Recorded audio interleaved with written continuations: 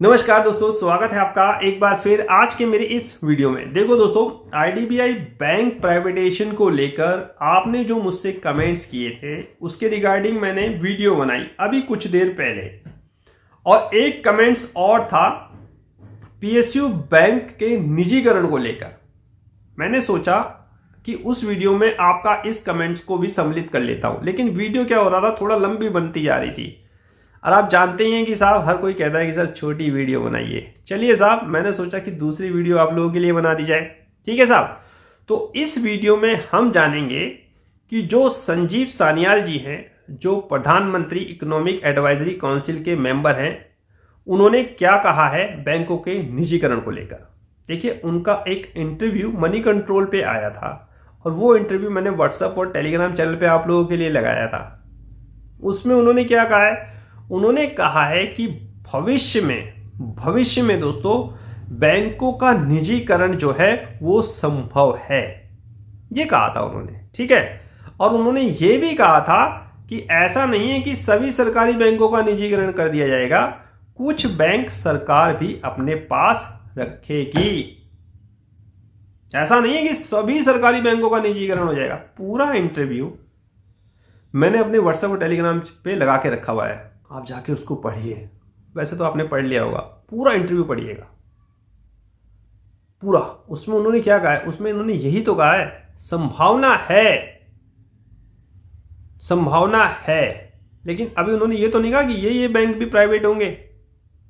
उन्होंने कहा है कि बैंक, सरकारी बैंक जो है उनमें से सभी बैंकों का निजीकरण संभव नहीं है, कुछ बैंक सरकार अपने पास रखेगी। ये पूरी स्पष्ट रूप से कहा है उन्होंने। और अगर आप इस इंटरव्यू को लेकर मेरी राय जानना चाहोगे कि मेरी राय क्या है, तो मैं तो आपसे ये कहूंगा कि मर्जर बैंकों का मर्जर बहुत ही ज्यादा जरूरी है। मर्जर, अब सरकार है और फिर साहब आप देखिए कि आगे क्या होता है। देखिए, अभी जो परिस्थितियां चल रही हैं, सरकार का मेन मकसद समझिए कि सरकार को जो टाइम मिल रहा है, इन खबरों के द्वारा बहुत सारा समय सरकार को मिल रहा है और इन खबरों से बैंकों के शेयर प्राइस को अच्छा खासा मूवमेंट मिल जाता है। क्या इसका खबरों का असर होता है, पिछली कई वीडियो में मैं आपको बता चुका हूं। जब भी कोई इंटरव्यू आता है ना, तो असर देखिएगा, सरकारी बैंकों के शेयर देखिएगा आप। ऐसे माहौल में भी नहीं गिर रहे हैं साहब। अभी यूबीएस ने डाउनग्रेड करा है हमारे एसबीआई को, फिर भी कहां एसबीआई गिरा। एनपीओ को लेकर चिंता जाहिर करी थी, मैंने वीडियो भी बनाई है आप लोगों के लिए। एनपीए बढ़ सकते हैं। एचडीएफसी बैंक ने अभी रिजल्ट पेश किए हैं, उसका एनपीए देखिएगा, प्रोविजनिंग देखिएगा, थोड़ी बढ़ी हुई आई है। चिंता है। वर्ल्ड के हालात देखिए कैसे चल रहे हैं, विश्व के हालात, निगेटिविटी, पता नहीं कल क्या हो जाए। पहले रशिया यूक्रेन, अब फिलिस्तीन इजराइल, अनिश्चितता भरा माहौल। अब अनिश्चितता भरे माहौल में बैंकों को संभालना बहुत ज्यादा जरूरी है। बैंकों को कौन संभालेगा, यही खबरें तो संभालेंगी। कोरोना काल में इन्हीं खबरों के दम पर तो बैंक संभले। जब सरकार ने कहा कि बैंकों का निजीकरण करेंगे, बस साहब फिर क्या था, बैंकों ने क्या शानदार जानदार परफॉर्मेंस करनी शुरू कर दी। एक तरफ सरकार को समय मिल गया और दूसरी तरफ बैंकों ने परफॉर्मेंस को सुधार दिया। ये समय जो मिलेगा ना, ये इन्हीं खबरों से मिलेगा। उसके बाद ये जो बैंक है ये बड़े बन जाएंगे। अब देखिए, 70 रुपए का पीएनबी हो गया, 70 नहीं 80 का हाई बनाया था, 80 का 80 पता नहीं 83 का हाई बना दिया था। मार्केट कैप बढ़ रही है। जब इनकी मार्केट कैप बढ़ जाएगी फिर क्या होगा साहब, ये बैंक अपने आप बड़े बन जाएंगे और दूसरा बैंक अगर इसमें आके मिलेगा ना, ये और बड़े बन जाएंगे। और बड़ा बैंक किस तरह एक जो वित्तीय समस्या है उसको संभाल सकता है, ये पिछले मर्जर में बहुत अच्छी तरह से आप लोगों को शायद समझ में आ गया होगा। जो पिछले मर्जर हुए हैं बैंकों के 2019 में, तो जो खबरें आती हैं उनसे थोड़ा सा बैंकों को सहारा मिल जाता है।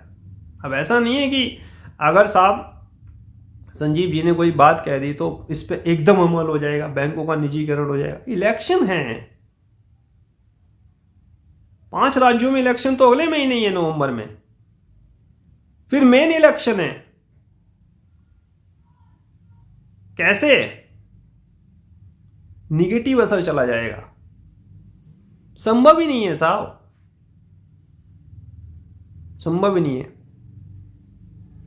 बैंकों का निजीकरण हो जाएगा, कितना गलत प्रभाव बैंकों का निजीकरण।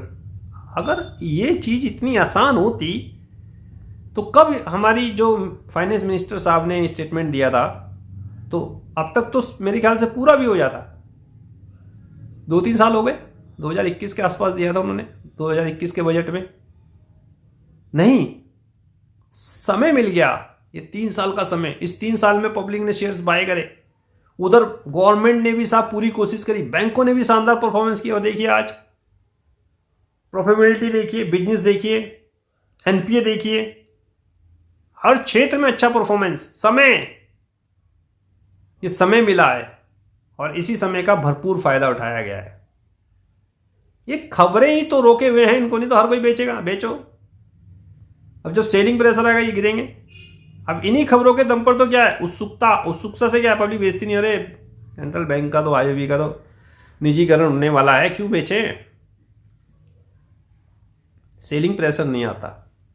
कितनी भी बड़ी बड़ी जो ब्रोकर एजेंसी हैं वो डाउनग्रेड करें या कुछ भी करें, सेलिंग प्रेशर नहीं आएगा। क्योंकि एक तरफ वो डाउनग्रेड कर रही है, उनकी न्यूज आ रही है, और एक तरफ ये न्यूज आ रही है प्राइवेटेशन, निजीकरण की। पलटा किसका वारी है? जिसका पलटा वारी हो उसका असर है। तो दोस्तों इतनी आसान और ये मेरे ख्याल से बहुत सरल प्रक्रिया नहीं है निजीकरण की। बहुत सारे कानून भी चेंजेस होंगे।